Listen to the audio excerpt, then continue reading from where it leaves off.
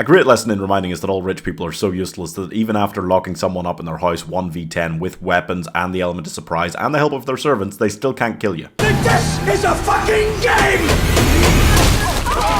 Yes, hide and seek. Remember? He wanted to get married. No, I'm sorry. I'm sorry. Remember like 2017 to 2019 when there was a whole genre of films about rich people hunting people?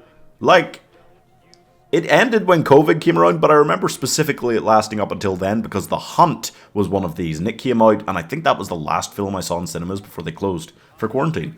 And then it just died out, but it was a great, fun little period. There was some very basic social commentary going on in all these films, and this was honestly the pinnacle of them, yeah. And it reminded us of a very important lesson, that the most dangerous game is not man, it's woman. Talk about not having the killer instinct required for business. The Le Damas family has an ancient pact with a devil man person thing, and they have to sacrifice anyone that draws the wrong card when they get married into the family. They talk about it as if it's like when someone new enters the family, but they don't mention having, like, the babies when they're born draw a card, and yeah. So most of the games are fine, you just sit and play like a game of chess, or checkers, literally anything. It doesn't even matter if you lose, you don't get killed, as long as you play a game. If you don't play a game, then you get killed. Or if you draw the one card hide and seek that old Samara Weaving draws, and my goodness, can we talk about her for a moment, because I haven't seen her in as much lately, but Samara Weaving, like, there was a period of like 3 or 4 years where she starred in 3 or 4 great horror comedy films and just became this, like,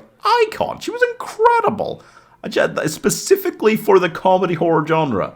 You'd think you're not going to get a lot of work, but she did really well out of it. I love this film for so many reasons. I think it is just this great, chaotic, comedic, fast-paced thriller. It's got a tight runtime, and it feels, you'd think that because the shit only really hits the fan in the final 30 minutes, that it's going to be a bit dull before that. It's not.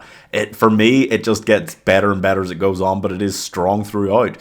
You've got this great cast of rich people that you just love to hate. Samara Weaving is literally that meme that's kind of like, what the fuck? For the whole first hour, and then she just snaps at a certain point. She just goes, fuck this, fuck all of you. She swears anyone she can get her hands on, beats the shit out of anybody. She's willing to do what it takes, honestly. Like, she'll punch a kid if it comes to it, and she does. And that is one of my favorite things about this. You think about these dainty leading ladies, who she kind of looks like one. She's stick thin, she's in a wedding dress, she's all dolled up. She seems really chill, but as soon as the shit hits the fan, she's ready to go. And I love that, because you think about all these, like, Friday the 13th movies, where the final girl hit Jason once, knock him down, then run away. No, that's not what we got here, and that is my absolute favorite thing about this, is the writing, the execution, and the acting of Samara Weaving's character. She is just an icon, honestly. The family is really funny and does surprisingly little hunting. They are so, like, ugh, but in a way that isn't irritating. Which I think that this wouldn't have the rewatchability it does, and that's a big thing for me. I seriously think this is maybe the best horror comedy since Shaun of the Dead, and it's because it has that incredible rewatchability factor. It only came out 5 years ago, feels longer, but I've watched it 5 or 6 times since then, and I just like it more and more each time.